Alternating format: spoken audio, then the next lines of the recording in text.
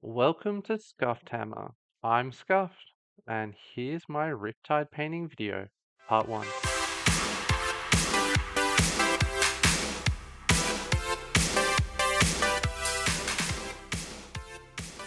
This project, as you can see from the cobwebs and general state of decay, has been unpainted for well over 6 months now.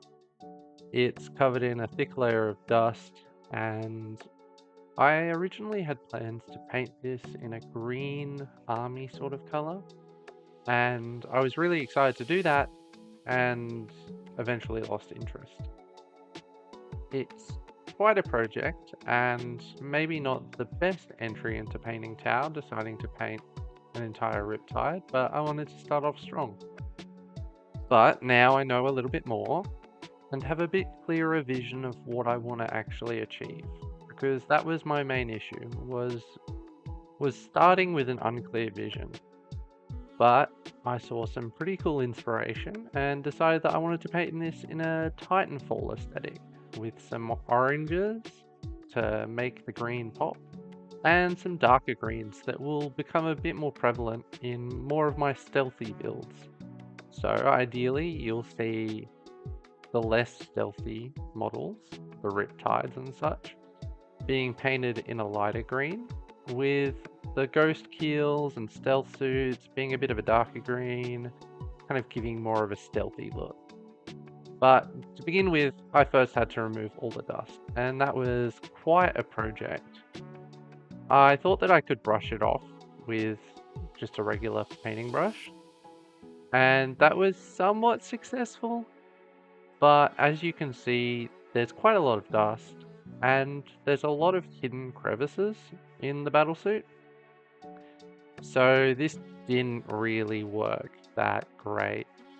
Although a valiant effort, I think I needed a little bit more to fully rid my model of dust and prepare it for painting.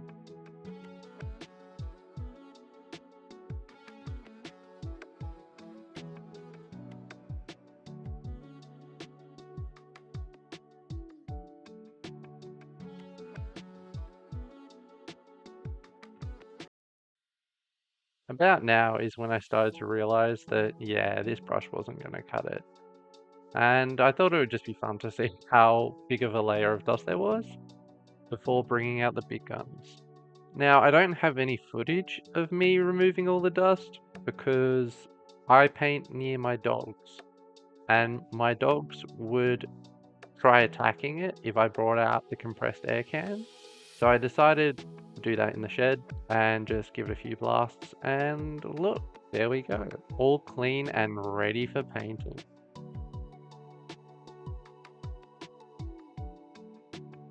Starting with my base of Death World Forest, I think it's a Death Guard color.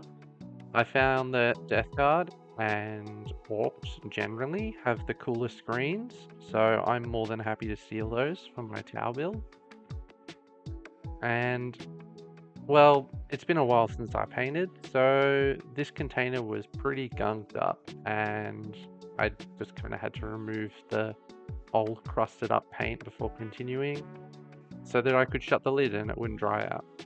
But now it's quite ready and raring to go, so let's get on with it.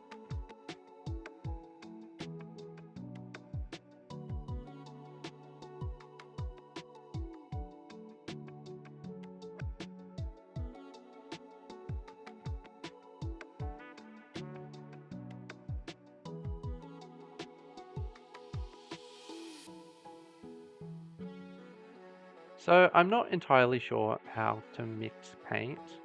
I know that you're supposed to water it down, so here's my attempt at that. But to what consistency? That will be a bit of trial and error as we go. I've seen some general guides, but none of them stuck enough in my brain to make an impact, so we're just gonna wing it and see how it goes.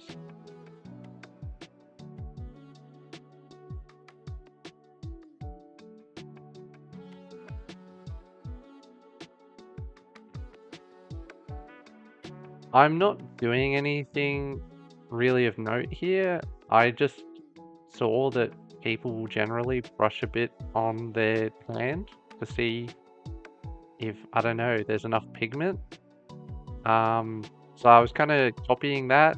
I don't know what I was trying to achieve here because as far as I can see, like all of it covered the pigment of my skin, but that's not really saying much because have you seen my skin? So I kind of just decided to get on with it and start painting. Starting off light, I still notice some brush lines. So whenever I notice that, I generally add a little bit more water. Don't know if that's the right way to go, but it seems to have given me pretty decent results. Although I do get in a bit of trouble if I add too much water and the surface tension of the water kind of just sucks itself to the paint. So you'll put it on and it'll just like blob.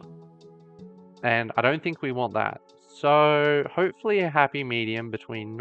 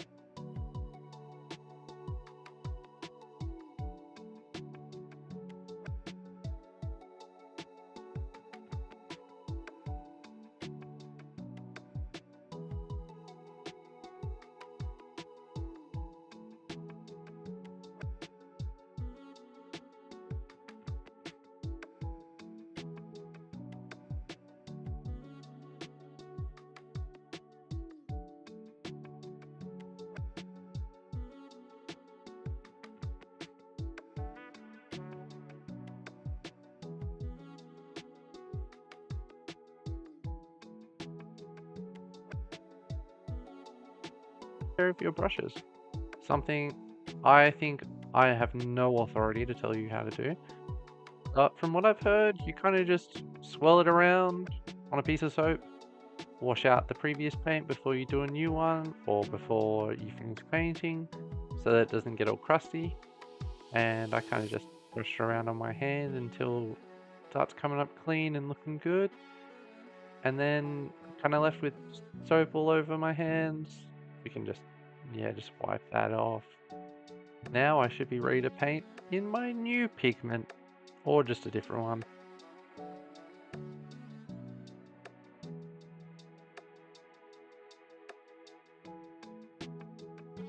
Moving on to my secondary color that I actually remembered to take video of this time is Castellan Green. It's a little bit darker than Deathworld Forest, so it should give me a good amount of contrast, but not contrast in the typical painting sense in that I'm gonna layer it more. I'm just gonna paint different parts of it a darker green. Because I don't know what everyone else's beliefs on mech suit painting should be, but I feel like there should be different colored panels. It would just feel weird for it all to be the exact same color.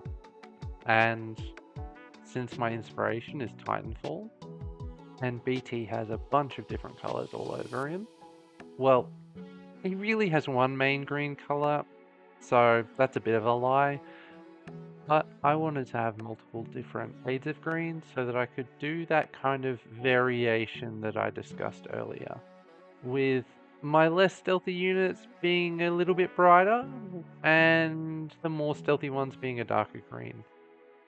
And this might just be a bit of a cop out so that I don't have to decide on one shade of green, but I think it adds a bit of character and makes it so that my army isn't all uniform and exactly the same color.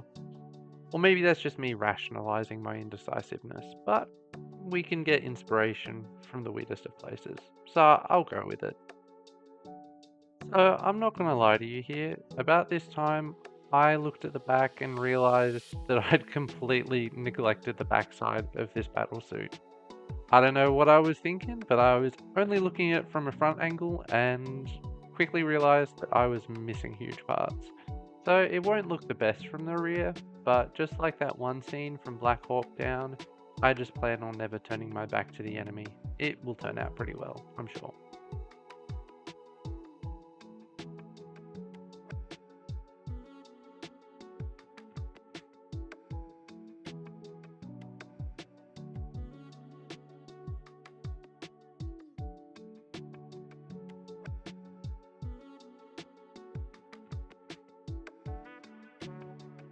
Now here is a prime example of me mixing in a little bit too much water when I was watering down my paints. As you can see, the surface tension kind of just blobs over and covers that entire vent. As you can see, I just grabbed another brush and wicked it up, and that solved that issue. As you can see, it's a tad glossy, indicating that I probably shouldn't have added that much water, but nothing's unsalvageable, and as you can see, I kind of make it work here, but definitely keep in mind not to add too much water, or you'll run into these same issues. Now here's the first two coats of green on, with the base of Death World Forest, and a secondary Caliban green. I think it's starting to look pretty good. Maybe I can actually paint. That would be pretty cool.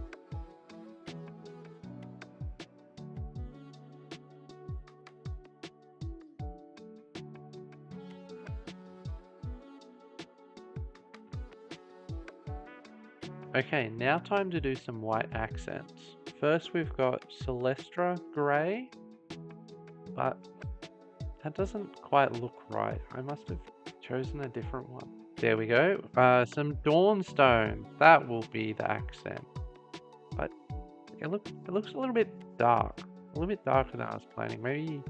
Maybe it wasn't Dawnstone. There we go. They were hiding. It's Rakar for flesh.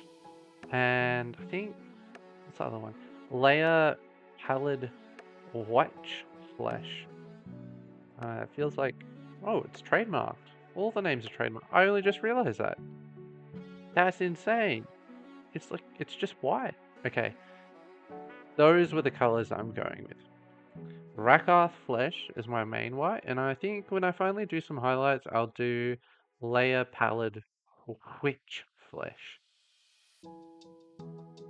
Now, I don't know if this is ubiquitous of all Rakarth flesh, but I found mine to be quite blobby and, well, lumpy, I suppose would be the better word.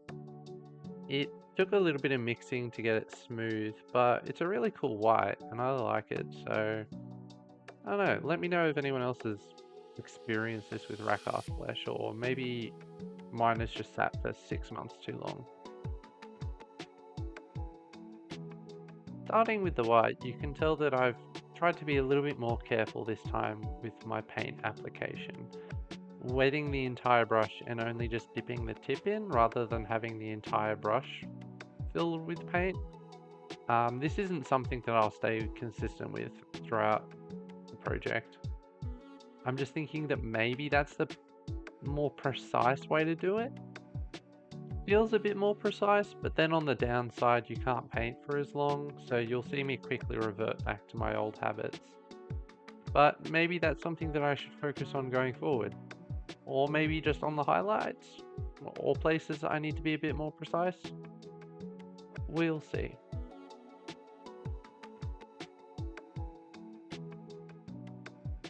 Now this is almost imperceptible, but you'll notice as I'm flicking my brush across, there we go, right there, I clipped the shield.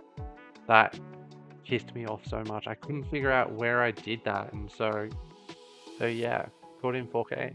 Well, not quite 4K. Almost, yeah, fair bit off 4K, but still, you get the picture. Okay, real talk guys, I kind of got a bit excited here and painted the first layer without filming it. But I decided to go with Troll Slayer Orange as my orange. It is a layer, and I thought this wouldn't be an issue, but it turns out because it's a layer, or maybe because it's orange, I don't know yet, it took quite a few coats to get an even coverage.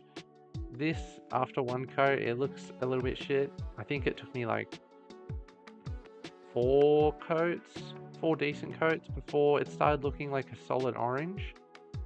I'm thinking maybe next time I'll do a couple coats of white underneath it so that it's a little bit easier to put on. I also found that because it's a layer, I didn't need to mix as much water with it. Or if I did, it kind of just ended up being way too watery to put on. So keep that in mind when using layers, because if you add the same amount of water you would for your base, it's way too watery. So now, after we've done all the fun bits and painted the main colors, it's time to touch up and fix all the things that I missed or messed up. So there'll be a few spots here that I just completely overlooked when I was doing the main colors and got a little bit too excited and moved on to the next color before I was finished. And there's some other spots that you'll see are like brush imperfections that I thought I wanted to fix up before moving on to the next step.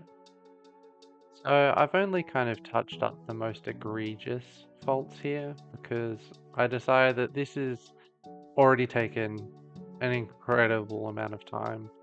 In the background, I've watched the entirety of ReZero Season 1 and the first like 5 episodes of Season 2 Part 1, and my god, it's just taking so long. I think I'll definitely make this a multi-part series where, okay, I've done enough for it to be bad already here. I think I'll give it a break before I burn out on painting Riptide.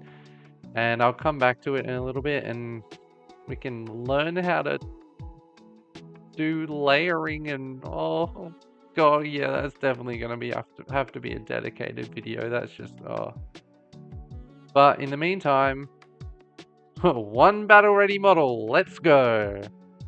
There's 10 points, you can see them. They're almost there. I've almost got them. So yeah, in me deciding to leave the layering until later, I might have left things a little bit unfinished. You can see the center towel logo there. I tried painting it in some of the glittery colors, but it ended up just looking wrong and didn't fit, so I crashed out a little bit and painted it orange, but that still doesn't look great. So on the suggestion of one of my friends, I'm thinking I might paint it white in the middle to stand out a little bit, but